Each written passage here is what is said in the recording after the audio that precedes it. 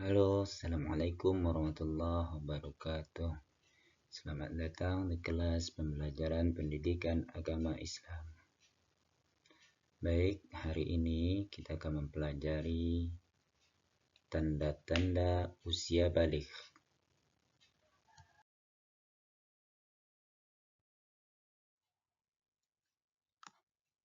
Oke, langsung saja masuk kita kepada tanda-tanda usia baligh. Baligh dalam bahasa Kamus Besar Bahasa Indonesia memiliki arti cukup umur. Akil baligh, tanda-tanda baligh pada laki-laki dan perempuan itu berbeda. Seorang yang telah memasuki usia baligh dikarenakan kewajiban agama atau disebut dengan istilah mukhallaf. Jadi ketika seseorang itu telah baligh, dia akan menanggung dosa yang ia kerjakan terhadap maksiat yang ia lakukan. Jadi pertanggungjawaban itu langsung pada dirinya, tidak dibebankan kepada orang tuanya lagi.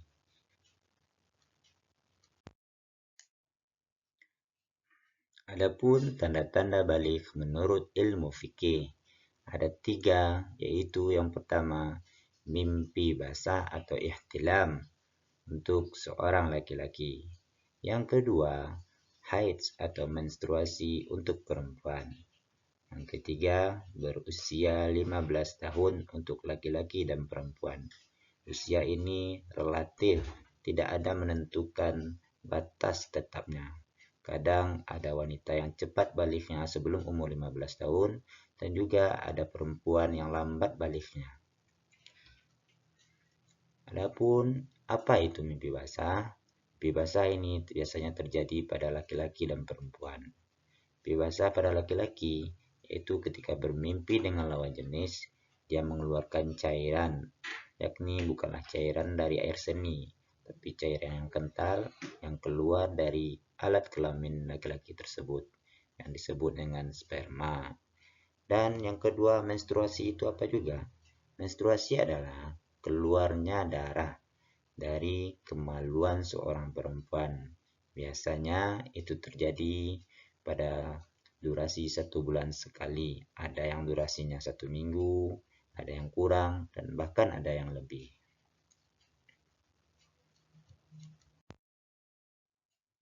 Selanjutnya, tanda-tanda baligh menurut ilmu biologi.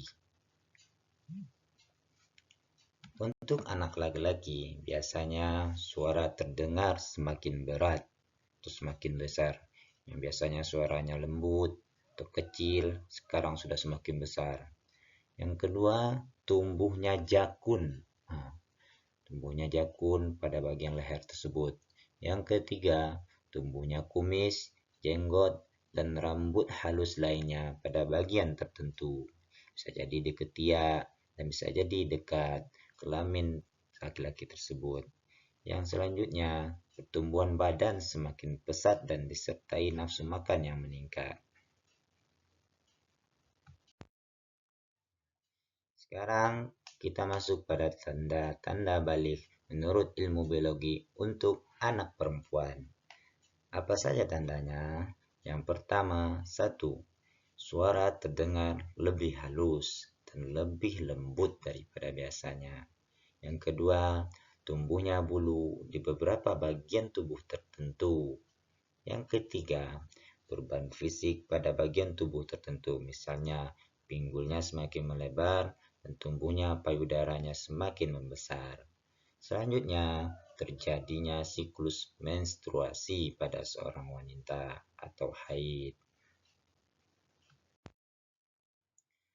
Setelah memasuki usia baligh bagi seorang perempuan dan laki-laki, maka ada konsekuensi yang harus dilakukannya. Apa itu? Yaitu kewajiban setelah memasuki usia baligh. Seorang laki-laki dan perempuan yang telah memasuki usia baligh, dia wajib melaksanakan sholat fardu. Itu yang pertama.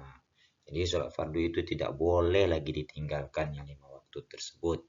Tidak boleh bolong-bolong, tidak boleh ditinggalkan sama sekali. Yang kedua, seorang yang sudah baligh, dia diwajibkan menuntut ilmu. Karena ilmu sangat penting untuk beribadah. Apabila kita beribadah tanpa ilmu, maka kita akan terjadi dalam kesesatan dalam beribadah. Yang ketiga, seorang laki-laki atau perempuan bila telah memasuki usia balik, dia wajib menutup auratnya. Auratnya harus dijaga, tidak boleh diumbar ke lawan jenis dan orang lain yang tidak berhak melihatnya.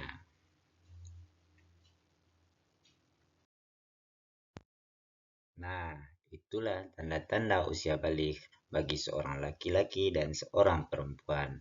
Adapun tanda-tanda menurut ilmu fikih sudah kita pelajari, adapun tanda-tanda menurut ilmu biologi. Setelah kita memahami, maka kita harus menjaga kewajiban kita sebagai seorang laki-laki yang balik dan sebagai seorang perempuan yang telah menginjak masa balik tersebut. Akhir kata, itulah pembelajaran kita hari ini. Sampai jumpa pada pembelajaran selanjutnya. Assalamualaikum warahmatullahi wabarakatuh.